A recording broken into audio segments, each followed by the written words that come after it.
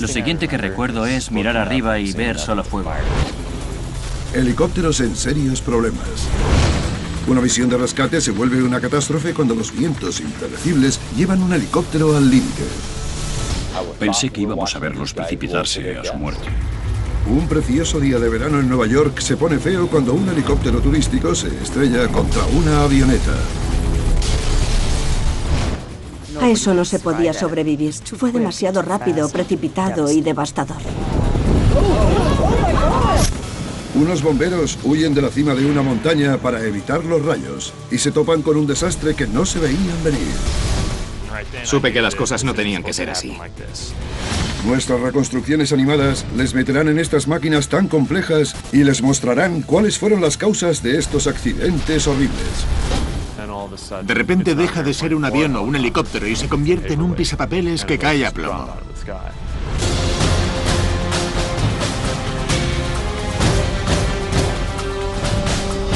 ¿Por qué se estrellan los aviones? Accidentes de helicópteros. Los helicópteros son maravillas asombrosas de la ingeniería. Pueden despegar sin pista, volar en cualquier dirección y, lo más importante, suspenderse en el aire. Suspenderse es lo mejor. Es una de las experiencias más increíbles que hay. Su gran maniobrabilidad los convierte en un recurso valiosísimo en condiciones extremas. Los helicópteros son una gran herramienta para meterse en entornos de alto riesgo, ya sea la cima de una montaña, el mar o incluso una azotea. Pero esa accesibilidad tiene un precio que hay que pagar. Esa capacidad conlleva mayores exigencias y expectativas. Los pilotos han de ser conscientes de las limitaciones del helicóptero y de las suyas propias para no sufrir daños.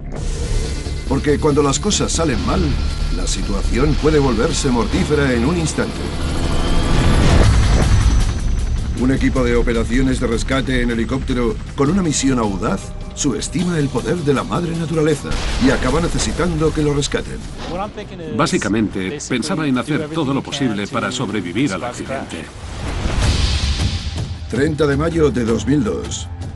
Una preciosa mañana de primavera en Portland, Oregón.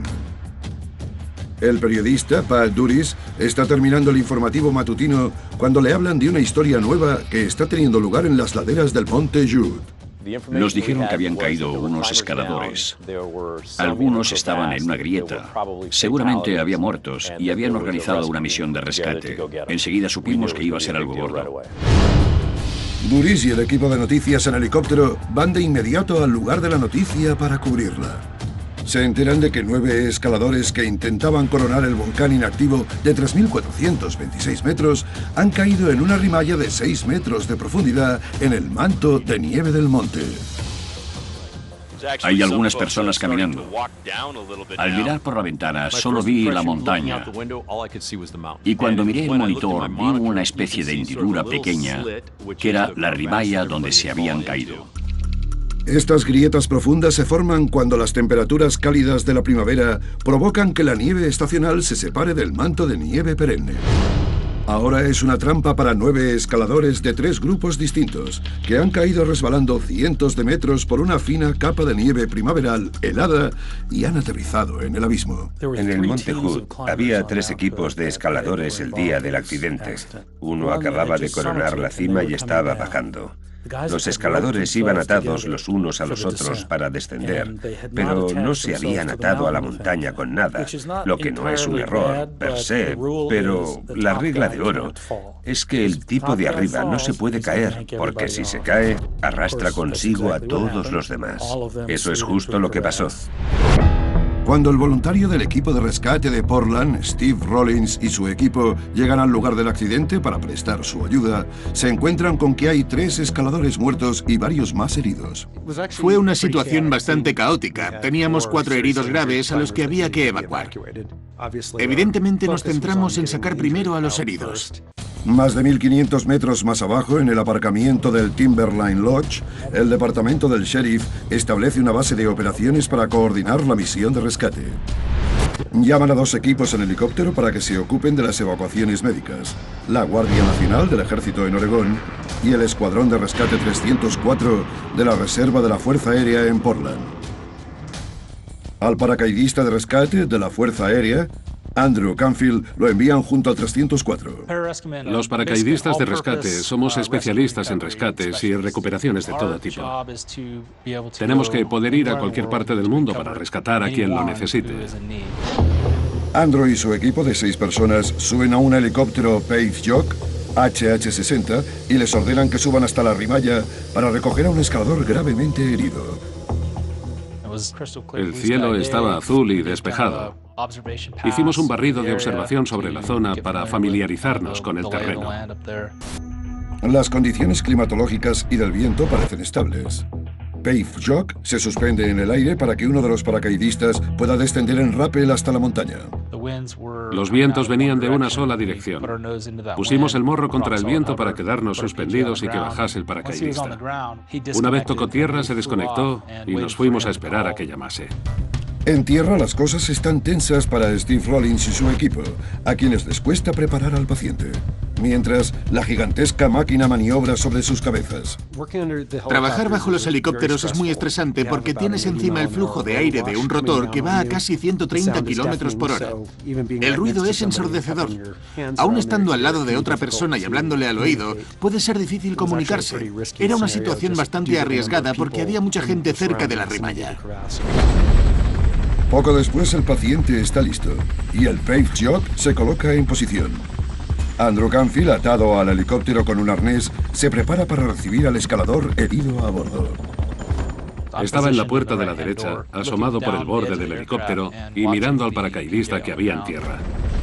Steve Rollins y su equipo están cerca. Uno de mis rescatadores ayudó a cargar al paciente. Yo entonces estaba debajo del rotor de cola y si miraba arriba, veía cómo subían al herido. El paracaidista coge el cable, engancha al paciente y deja lista la atadura. En el suelo va todo bien, nosotros estamos suspendidos y listos para empezar a subir al superviviente. Y entonces sucede. Creo que igual fue un cambio en el flujo del rotor o que algo me llamó la atención, pero miré arriba y vi que el helicóptero giraba en una dirección rara.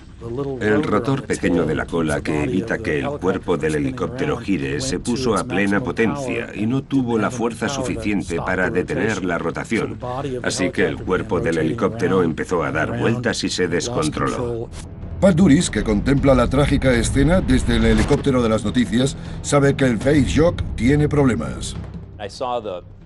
Vi que la cola hacía un movimiento muy raro y el morro cayó.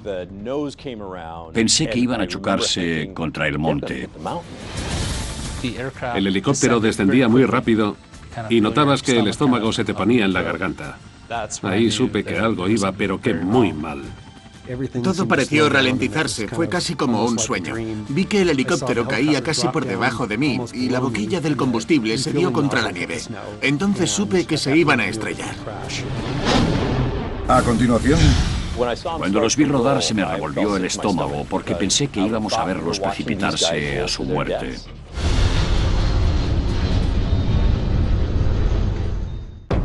...30 de mayo de 2002... Monte Jude, Oregón. Un Pave-Jock HH-60 de la Fuerza Aérea está suspendido en el aire encima de varios voluntarios de rescate que acaban de enganchar a un escalador herido al vehículo. Cuando de repente gira 180 grados y cae dando bandazos hacia la nieve. El paracaidista de rescate, Andrew Canfield, está enganchado a la puerta lateral abierta del helicóptero cuando empieza a caer. Al principio pensé en salir del helicóptero y largarme. Se desata y se dispone a saltar, pero ya es demasiado tarde. El helicóptero está a punto de estrellarse. Me puse lo más en plano posible y me preparé para el impacto. Su compañero suelta el enganche del escalador herido. Segundos después, el helicóptero se estrella contra el Monte Jude. Chocó contra la ladera del monte y las palas del rotor se hicieron pedazos y salieron volando. Agazapado en la cresta de la montaña, a unos metros del helicóptero, el voluntario de rescate, Steve Rollins, solo tiene pocos segundos para actuar. Los rotores se soltaron y pasó de haber un ruido ensordecedor a un silencio sepulcral. Pensé en saltar a la Rimalla sin saber si iba a explotar. Pero en vez de eso, hace algo totalmente distinto. Pat Duris, que observa desde el helicóptero de noticias KGW de Portland, no se lo puede creer. Fue una locura tremenda. No solo se estrelló, sino que encima empezó a rodar. Se me revolvió el estómago porque era muy consciente de que habría mucho público viéndonos y seguramente también algunos de los familiares. Y pensé que íbamos a verlos precipitarse a su muerte. ¡Ay, qué horror! ¡Madre de Dios! No pensé que nadie hubiese podido sobrevivir y luego empecé a pensar que íbamos a tener que volver a empezar el proceso para que fuese alguien a rescatar a los rescatadores. Dentro del helicóptero, el equipo sigue con vida, pero dan bandazos brutales de un lado a otro dentro del vehículo. Pensaba en hacer todo lo posible para sobrevivir al accidente. Desenganchado, Andrew Canfield se agarra a un compañero para salvar la vida, pero la fuerza de los giros del helicóptero los separa. La fuerza centrífuga era tan grande que me lanzó fuera. Canfield se estrella contra la nieve y empieza a caer. Cuando salí disparado del helicóptero pensé que gracias a Dios que era libre y estaba fuera. Pero luego me di cuenta enseguida de que iba cuesta abajo y el helicóptero iba a pasarme por encima. Segundos después, la máquina de casi 10.000 kilos pasa rodando justo por encima de Andrew. Yo lo describiría como estar en mitad de las vías del tren y que te pasen mercancías por encima. El peso del helicóptero lo aplasta contra la capa de nieve que hay bajo él y que amortigua el impacto. Sorprendentemente, Canfield sobrevive sin sufrir heridas serias, igual que sus compañeros. Me quedé sentado mientras veía cómo salían todos los tripulantes andando y charlando y me di cuenta de que estaban todos bien. Reemprenden la misión de rescate y en cuestión de horas, todos los escaladores heridos y la tripulación descienden de la montaña. Poco después se abre una investigación militar para descubrir las causas del accidente. Los investigadores se centran en uno de los pilares de las aeronaves con rotores. Comprueban cuánta potencia tenía el Paylock para suspenderse. Cuando los helicópteros vuelan hacia adelante, el disco del rotor actúa prácticamente como un ala. El flujo de aire le pasa por la superficie. Es un estilo de vuelo más convencional. El gran cambio llega al pasar a la suspensión. De repente, ya no surcas el aire, sino que coges aire y lo pasas por el sistema de rotores para crear elevación. Y eso requiere una cantidad increíble de potencia. En ciertas condiciones se necesita más potencia para mantener el helicóptero en el aire. Si el vehículo lleva demasiada carga, si la temperatura del aire es alta, o si vuela con aire poco denso a mucha altitud. Si no has tenido en cuenta esos factores, deja de ser un avión o un helicóptero y se convierte en un pisapapeles que cae a plomo. Según Andrew Canfield, la tripulación sabía que con la poca densidad del aire en la elevada altitud del monte, el Paylock tendría que funcionar justo al límite de su margen de potencia. Para compensar, el piloto intenta aprovechar los patrones climatológicos del monte y dirige el Paylock contra el viento. Si estás suspendido o si vas a aterrizar y tienes poca energía, siempre intentas volar contra el viento, porque el viento de morro te da elevación adicional.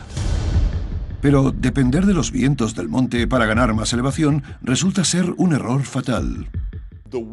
Al principio, el viento ayudó al helicóptero a generar elevación.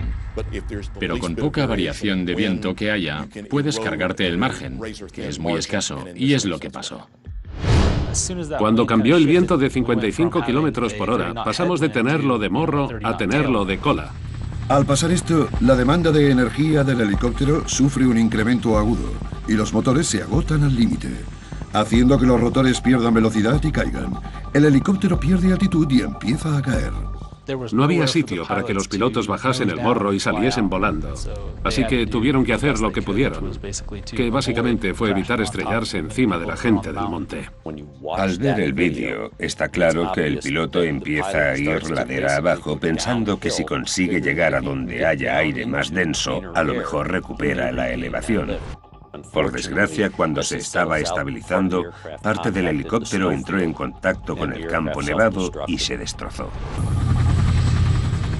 Cuando el ejército publica sus descubrimientos, el informe dice que la tripulación no entendió o no calculó bien los efectos que los impredecibles vientos de montaña tendrían en el rendimiento de vuelo al escoger el método de rescate de los supervivientes.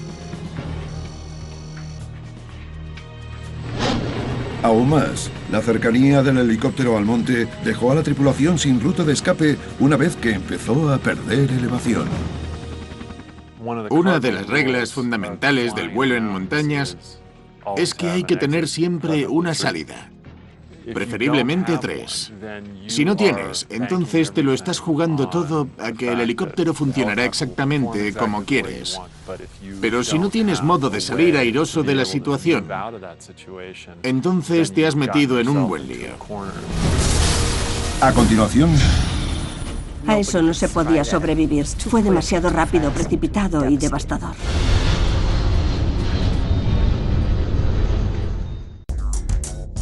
...8 de agosto de 2009. Es un día magnífico, veraniego en Nueva York.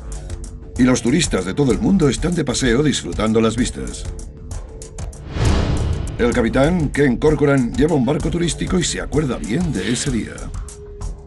Sobre las 12 menos 10 de la mañana, el barco iba hacia el norte por el río Hudson, mientras la visita a la Estatua de la Libertad tocaba a su fin. El 8 de agosto de 2009 era un día precioso. Teníamos unos 250 pasajeros, puede que unos pocos más. El ambiente era de primera, había espacio de sobra. Hacía muy buen tiempo, se podían sacar fotos buenísimas. Al otro lado del río, en la línea costera de Manhattan, en el Hudson River Park, la ciudadana Yvonne Morrow aprovecha el tiempo para hacer una ruta por la ribera. Pasaba mucho tiempo en la ribera. Estás en el límite del embarcadero, al lado del agua. Se está muy bien. Se nos unieron unas 20 o 25 personas en la calle Christopher y fuimos despacio hacia el norte. Unas 20 manzanas al norte hay 5 turistas italianos en el helipuerto de la calle 30. Están a punto de emprender un vuelo turístico en helicóptero de 12 minutos para ver el paisaje urbano de Nueva York. Jeremy Clark, de 32 años, está a los mandos. Desde el suelo, Nueva York es una cosa, pero desde el aire es otra distinta.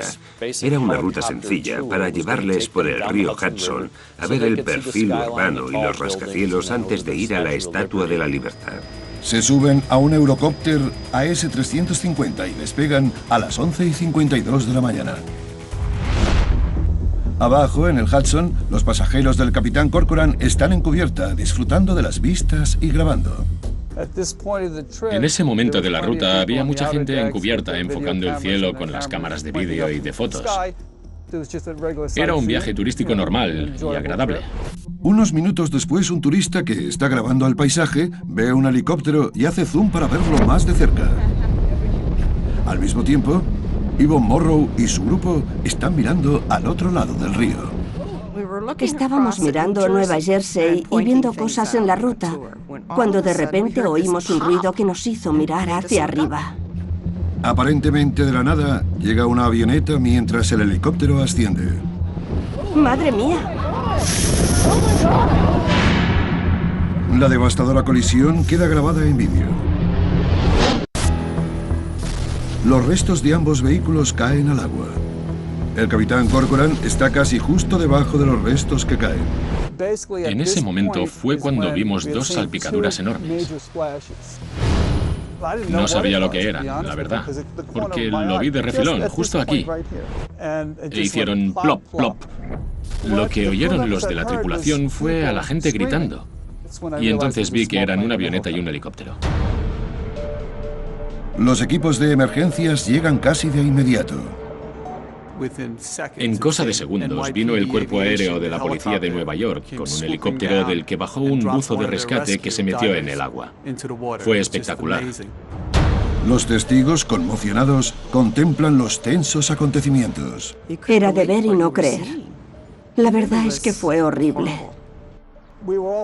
Todos esperábamos que pasara un milagro y que alguien sobreviviese a ese accidente tan horrible. Pero no hay esperanza para ninguno de los que están a bordo de los vehículos. El piloto de la avioneta, una Piper PA-32 R300, los 2 pasajeros y el piloto y los 5 ocupantes del helicóptero mueren en el choque. Supimos que no habría supervivientes. A eso no se podía sobrevivir. Sobre todo porque vimos los trozos del helicóptero caer al agua. Fue demasiado rápido, precipitado y devastador. De inmediato surge una pregunta. ¿Cómo ha podido pasar esto en un día despejado de verano? Hay que tener en cuenta que pilotar un helicóptero es extremadamente complicado. Básicamente hay tres factores en juego al pilotar. Son el colectivo, que eleva el helicóptero en el aire, el cíclico, que controla el disco, que decide en qué dirección te mueves, y luego los pedales, que apuntan la cabina en la dirección que quieres.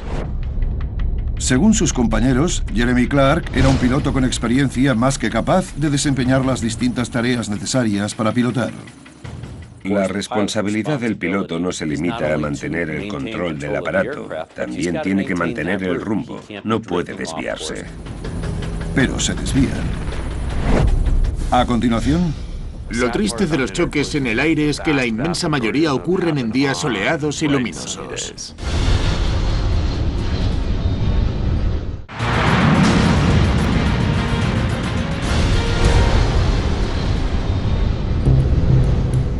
...8 de agosto de 2009. Un día perfecto de verano en Nueva York queda arruinado cuando los rotores de un helicóptero turístico destrozan el ala de una avioneta y hace que ambas aeronaves se precipiten al río Hudson. La avioneta era una Piper, que es de ala baja. El helicóptero era uno comercial turístico, que llevaba pasajeros a bordo para ver Nueva York desde el aire. Yvonne Morrow, que vive en Manhattan, estuvo entre los muchos testigos que vieron la catastrófica colisión con sus propios ojos. Fue terrible, porque ver el accidente fue devastador. ¿Cómo pudo pasar? Mientras los equipos recuperan los restos de las víctimas y ambas aeronaves, la Junta Nacional de Seguridad del Transporte abre una investigación para averiguar cómo pudo suceder una colisión así en un día despejado. Una de las cosas en las que se fijan es en los rumbos de la avioneta y el helicóptero. Greg Faith asesoró a la familia del piloto de la avioneta en el caso. En agosto de 2009 despegaron dos vehículos desde dos sitios distintos. El helicóptero salió desde el helipuerto de la calle 30 de Nueva York. El piloto era Jeremy Clark, de 32 años. La ruta del helicóptero iba a llevar a los 5 turistas italianos por en medio del río Hudson y alrededor de la Estatua de la Libertad antes de volver. Tenían una ruta fijada a 305 metros de altura. Según los investigadores, el otro vehículo, una avioneta Piper PA-32R300, despega a las 11:50 de la mañana y asciende hasta los 335 metros. A los mandos está el piloto de recreo de 60 años, Steve Allman. Le acompaña su hermano y su sobrino de 15 años. Despegan desde Teterboro, Nueva Jersey, y se dirigen a Ocean City, en el mismo estado. En este caso, el rumbo que iba a tomar la Piper cruzaba el río Hudson mientras pasaba por el perfil urbano de Nueva York. 2 minutos después, a las 11:52, el helicóptero, encarado hacia el oeste, despega, asciende en recto, gira hacia el sur y avanza por en medio del río Hudson. Como el río Hudson forma parte del pasillo VFR, o de reglas de vuelo visual de Nueva York, ningún piloto tiene plan de vuelo. Los dos seguían las reglas visuales, que se basan en ver y evitar. Parecido a cuando vas en coche, que si ves que hay tráfico no te metes. Con los aviones igual. Sin embargo, el piloto de la Piper pide seguimiento de vuelo al control aéreo de Teterboro.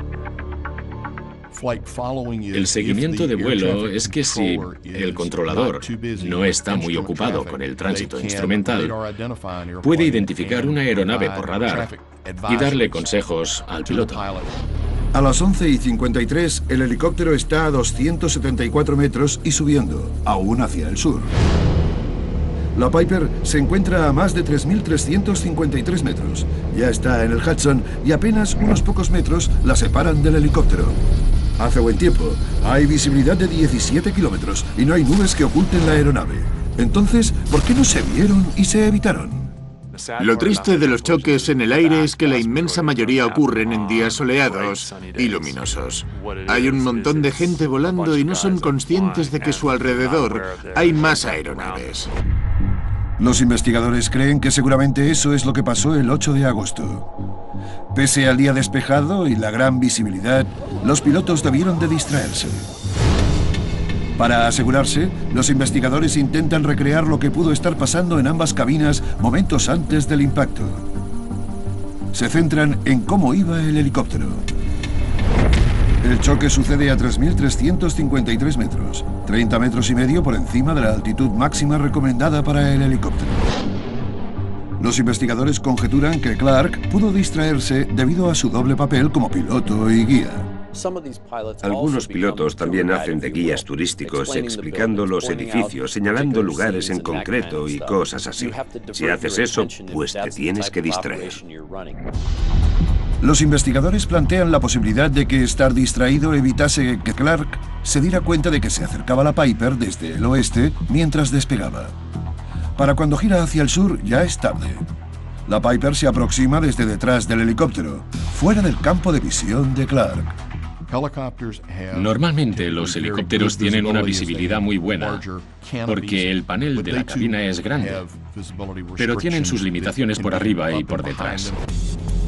Los investigadores también descubren que el piloto de la Piper seguramente también estaba distraído, porque intentaba restablecer el contacto por radio con los controladores aéreos que le estaban brindando el seguimiento de vuelo. Cuando el piloto de la Piper salió de Teterboro, el controlador aéreo de allí le dijo que tenía que hablar con el de Newark, que se ocupaba de esa zona del espacio aéreo. Le dieron una frecuencia. El piloto tiene que leérsela al controlador para asegurar la precisión. Sin embargo, el piloto de la Piper lee mal la frecuencia. Y el controlador de Teterboro no se da cuenta del error. Los investigadores descubren que es porque el controlador se distrajo por una llamada de teléfono personal. El piloto de la avioneta nunca estuvo en la frecuencia correcta para el controlador de Newark, pero está claro que estaba muy distraído intentando establecer comunicación por radio. Esto sucede justo cuando el helicóptero empieza a despegar y girar hacia el sur. Las transcripciones de sonido muestran que el controlador aéreo sigue con su llamada personal y no le transmite ningún aviso a la Piper. El helicóptero está a pocos metros, pero incluso a esta distancia, los investigadores creen que el piloto de la Piper le hubiese costado ver el helicóptero. El helicóptero puede moverse en vertical con rapidez. Pudo haber sido un factor influyente porque quizá el piloto no estuviese mirando abajo para identificar la avioneta. Según el informe de la Junta, 9 segundos antes del impacto, el helicóptero entra en el campo de visión de la Piper, pero sigue sin ser claramente visible para el piloto. Al ojo humano se le da muy bien detectar el movimiento. Si miras tráfico y se mueve, el ojo lo detecta. Sin embargo, en este caso, los investigadores creen que el complejo perfil urbano de Nueva York camufla el movimiento del helicóptero. Para el piloto de la avioneta era como una jungla de edificios. Hay muchas formas, tamaños y colores distintos. Intentar detectar el movimiento del helicóptero pudo ser imposible entre tanto colorido. Un segundo antes del impacto, la Piper tiene el helicóptero a simple vista, pero ya es demasiado tarde para evitarlo. Cuando se acercaron durante lo que creyeron que era una maniobra evasiva, las palas del rotor del helicóptero cortaron la Piper y la incapacitaron. El piloto no podía controlarla y las dos aeronaves cayeron al río. Los investigadores descubren que la causa probable del accidente fueron las limitaciones inherentes al sistema de ver y evitar, que dificultaron que el piloto de la avioneta viese el helicóptero hasta los últimos segundos previos al choque.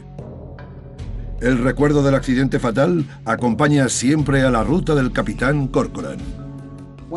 Cuando paso por esta zona pienso en ello. Este accidente no tendría que haber pasado. Toda esa gente murió para nada. A continuación, había muchas ramas volando y el helicóptero empezó a dar sacudidas. Supe que las cosas no tenían que ir así.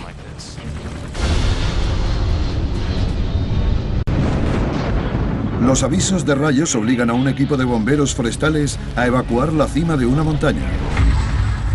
Creen que van a ponerse a salvo hasta que sucede el desastre. Empezamos a dar bandazos muy fuertes y caímos. ¿Estaba pasando de verdad? 5 de agosto de 2008. Bosque Nacional de Shasta Trinity, al norte de California.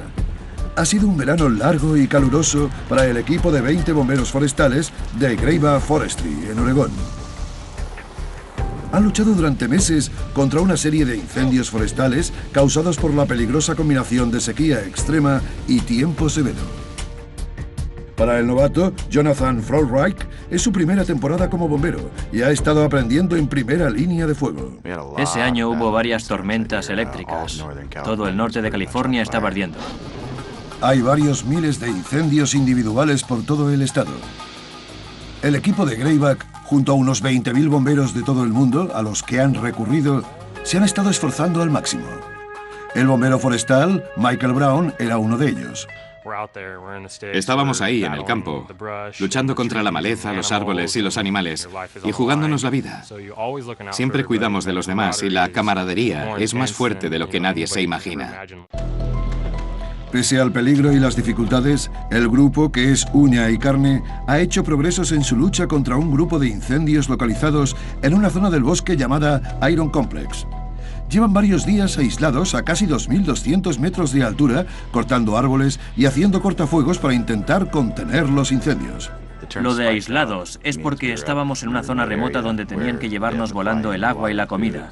Y para dormir echábamos el saco al suelo, acampábamos y seguíamos por la mañana. Pero el 5 de agosto, los avisos de que se aproxima una tormenta eléctrica hacen que su posición en la montaña se vuelva extremadamente peligrosa. Los equipos estaban aislados en un terreno muy escarpado y accidentado. E iba a haber rayos esa misma tarde. Cuando los rayos llegan a las regiones montañosas del oeste, caen en los puntos más altos, o sea, en las cimas, y por eso iban a evacuarlos. Anochece rápidamente, y los coordinadores del Servicio Forestal de los Estados Unidos tienen que sacar de la zona rápidamente a los de Grayback y a varios otros equipos. Recurren a un Sikorsky S-61N bimotor con equipamiento especial operado por Carson Helicopters para transportar a los grupos. Lo llamaban el autobús volador. Es un helicóptero bastante grande. Tenía 2 asientos en la parte derecha, asientos individuales a la izquierda y una zona de carga detrás. Justo después de las 6 de la tarde, aterriza en la Elizona 44, una pequeña zona despejada en las montañas a una altitud de 1.820 metros. Emprende el primero de los varios viajes a la Elizona 36, a unos 1.300 metros más abajo. Nos separaron 10 y 10. La primera mitad del equipo se fue volando sin problemas. Queríamos ver el aterrizaje y el despegue. El helicóptero repostó y volvió a por los otros 10. A las 7:36 de la tarde sube el resto del equipo de Grayback. Michael Brown se sienta en la parte delantera derecha del helicóptero y Jonathan Frolreich se pone en la trasera. Yo estaba al fondo del todo.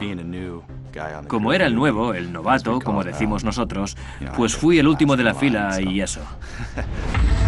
Cuando les dan las instrucciones, el enorme helicóptero despega. Tenía ganas de subirme a un helicóptero así de grande.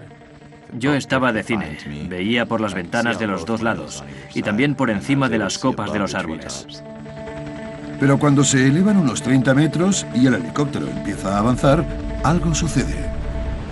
Me acuerdo de que descendió de golpe una vez y luego empezamos a movernos adelante y otro descenso. Ahí me di cuenta de que pasaba algo. Estaba mirando por la ventana y vi que había muchas ramas volando y el helicóptero empezó a dar sacudidas. Me di cuenta de que los rotores golpeaban las copas de los árboles y ahí supe que la cosa iba mal, que las cosas no tenían que ir así. Segundos después, el Sikorsky se estrella contra la montaña y estalla en llamas. El helicóptero se torció muy de lado. Es lo último que recuerda Michael Brown antes de desmayarse. Lo siguiente que recuerdo es mirar arriba y ver solo fuego. En la parte trasera del helicóptero, Jonathan Frolreich sobrevive al impacto. Está gravemente herido, tiene la espalda rota. La situación es seria. En la parte delantera, Michael Brown recupera el conocimiento en una situación igual de desesperada. Tiene la cara aplastada y el cuerpo inmovilizado contra el suelo del helicóptero en llamas. Abrí los ojos y tenía asientos encima y detrás de mí. Oí a algunos compañeros y amigos quejándose. Entré en modo de supervivencia. Tenía que quitarme el cinturón como fuese y salir de ahí. A continuación, soltó cientos de litros de combustible que prendieron enseguida. Atrapado en un helicóptero Sikorsky en llamas que acaba de estrellarse contra una montaña del norte de California, el bombero forestal Jonathan Forwright consigue zafarse del cinturón de seguridad y, pese a tener la espalda rota, se arrastra hacia la parte más cercana del avión que aún no está en llamas. En la parte trasera, donde la zona de carga, hay una ventana. Me acuerdo de que la miré y vi la luz de Dios. Vi luz entrando justo por la ventana sobre mi cabeza. De puro miedo empecé a darle puñetazos a la ventana. Me costó 3 puñetazos romperla. Cargado de adrenalina, Forwright huye del helicóptero en llamas y se desmaya. Mientras tanto, su compañero Michael Brown, que tiene la cara destrozada y sangrando, consigue salir de debajo de varios asientos rotos y huye por otra ventana de la parte delantera. Caí de rodillas, luego boca abajo y me di de cara. Estaba ahí tendido entre la ceniza, dándome cuenta de que iba a morir, de que si me quedaba ahí, me moría. Cuando los restos empapados en combustible se apagan por fin, los daños resultan ser catastróficos. A los 4 supervivientes, Jonathan Forwright, Michael Brown, el bombero Rick Schroeder y el copiloto William Coultas se los llevan volando en condición crítica. El piloto, el inspector de vuelo y 7 bomberos mueren. Recuerdo que dije, Dios, dijiste que nunca me darías nada que me superase, y esto me supera. Me desperté en la unidad de quemados de Sacramento vagamente consciente y juro que oí hablar al resto del equipo. Luego, me acuerdo de que vinieron y me dijeron que esa gente no había sobrevivido. En fin. Fue el peor momento de mi vida. Nunca he llorado tanto. Mientras la comunidad de bomberos llora a sus compañeros caídos, la Junta Nacional de Seguridad del Transporte empieza a investigar qué hizo que el Sikorsky golpease los árboles y se estrellase. Los investigadores consiguen recuperar los 2 motores de 1500 caballos de General Electric y se los llevan para analizarlos. También estudian el lugar del accidente, entrevistan a los testigos y supervivientes, y recuperan y examinan el registrador de voz de la cabina del helicóptero. Podíamos examinar los motores y escuchar el ruido que hacían. Nos fijamos en si el helicóptero estaba generando potencia. Con un proceso llamado análisis del espectro de sonido, los especialistas de la Junta oyen los motores en el registrador produciendo potencia y llegando al máximo justo antes del choque. Los motores tienen un límite de potencia en todas las aeronaves. En este caso, cuando lo alcanzaron, la potencia no bastó para elevar el helicóptero, y por eso empezaron a caer. Lo que han de averiguar los investigadores es qué provocó que los motores llegasen al límite. Conforme fuimos investigando, quedó clarísimo que el helicóptero llevaba una carga más que excesiva para despegar. Los investigadores descubren que las tablas de rendimiento que creen que usó la tripulación para determinar cuánto peso podía llevar al volar a gran altitud se habían modificado. A la tripulación le habían dado una tabla muy distinta que alguien había copiado y pegado. La pregunta es ¿por qué? La Junta afirma que este cambio lo hizo alguien de Carson Helicopters para exagerar la capacidad de elevación del helicóptero. Si disminuyes artificialmente el peso del helicóptero, puedes aumentar la carga. Y cuanto más carga, más bomberos pueden ir en el helicóptero. Pero esto podría hacer que el equipo sobrecargase el vehículo sin darse cuenta. La Junta descubrió que el helicóptero sobrepasaba el peso máximo de operación por más de 450 kilos. El peso del vehículo superaba la elevación generada y el accidente era inevitable. El informe de la Junta dice que varias acciones de Carson Helicopters, incluyendo la modificación de las tablas de rendimiento, hicieron que los pilotos dependiesen de cálculos de rendimiento que sobrevaloraban de manera significativa la capacidad de carga del helicóptero.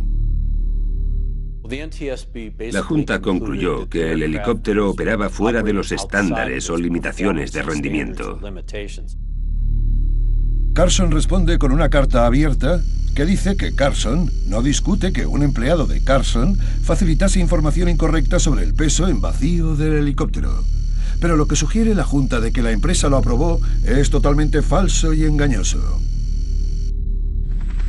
En 2013, un antiguo empleado de Carson se declaró culpable de conspirar para engañar al servicio forestal modificando las tablas.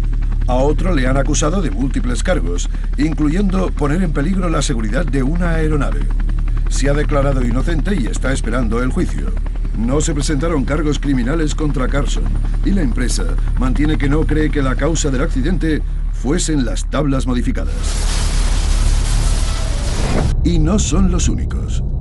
En 2010, William Coultas, el copiloto superviviente, y la familia de Rock Schwanenberg, el piloto al mando del vuelo, cuestionan las conclusiones de la Junta. Han denunciado a General Electric, Sikorsky y otros, afirmando que la causa del accidente fue un problema conocido con el filtro de combustible del motor. Se discute si pudo ser un fallo del propio funcionamiento del motor, porque se encontraron contaminantes en una unidad de control de combustible que podrían haber reducido el flujo, lo que hubiese tenido un efecto adverso en el rendimiento del motor. El 27 de marzo de 2012, un jurado da un veredicto a favor de los pilotos. No sé decir por qué el jurado llegó a esa conclusión. Mirando los datos proporcionados por la Junta, no vimos ningún indicio de que hubiese un fallo del motor.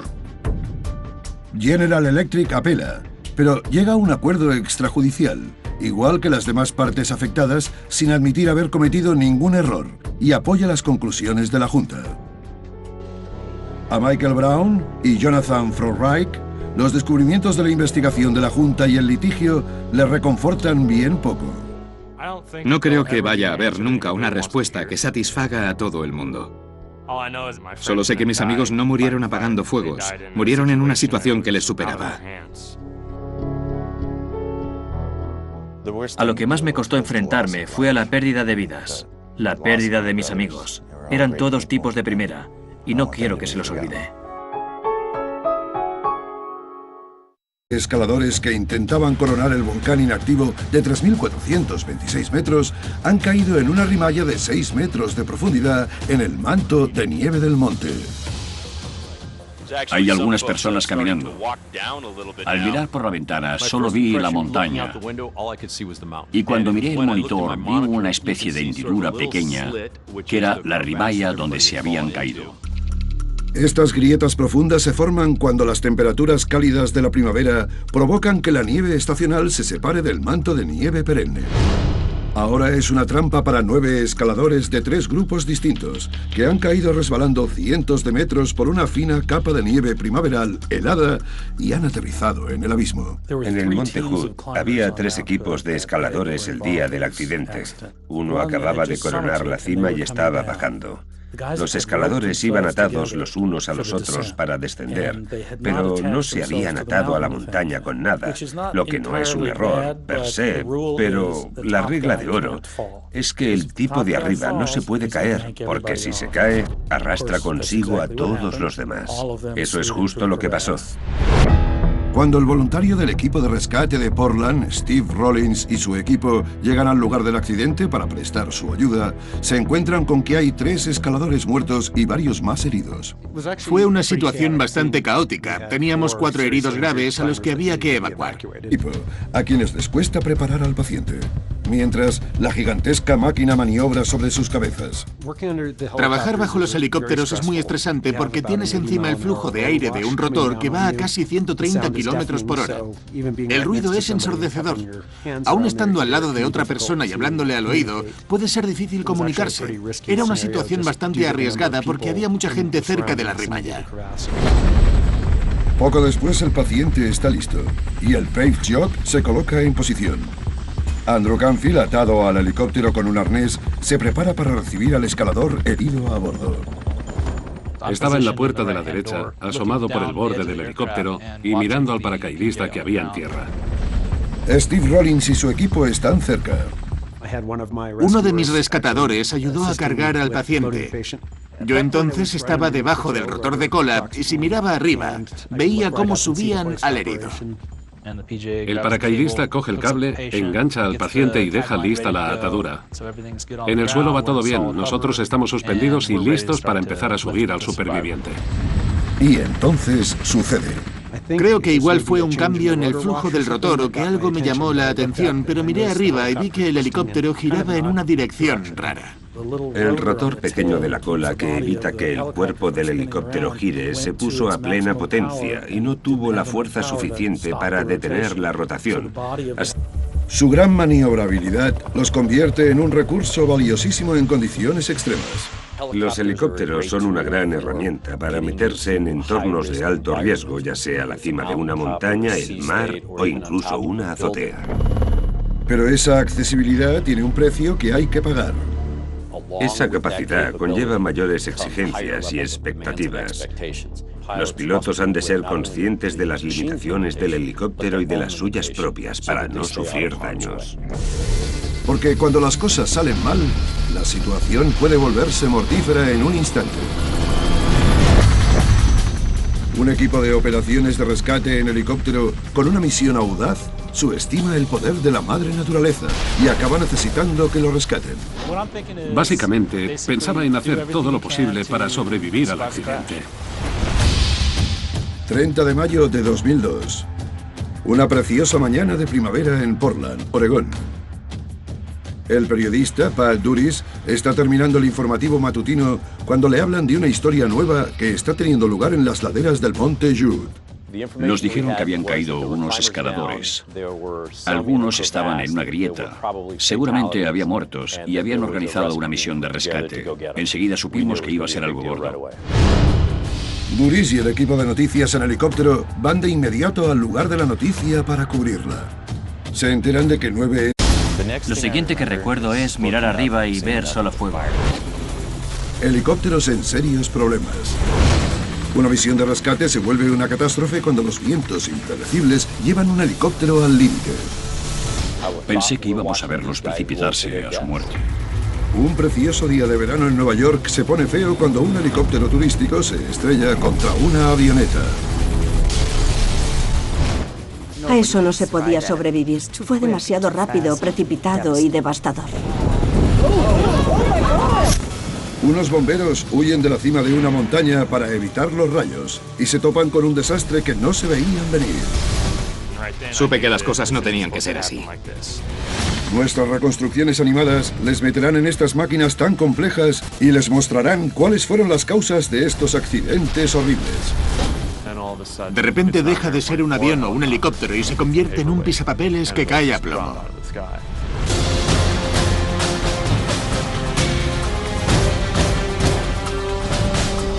¿Por qué se estrellan los aviones? Accidentes de helicópteros.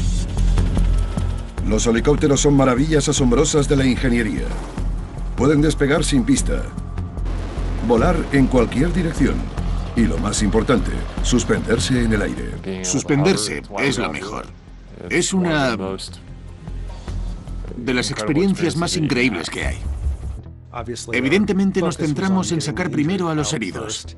Más de 1.500 metros más abajo, en el aparcamiento del Timberline Lodge, el departamento del sheriff establece una base de operaciones para coordinar la misión de rescate.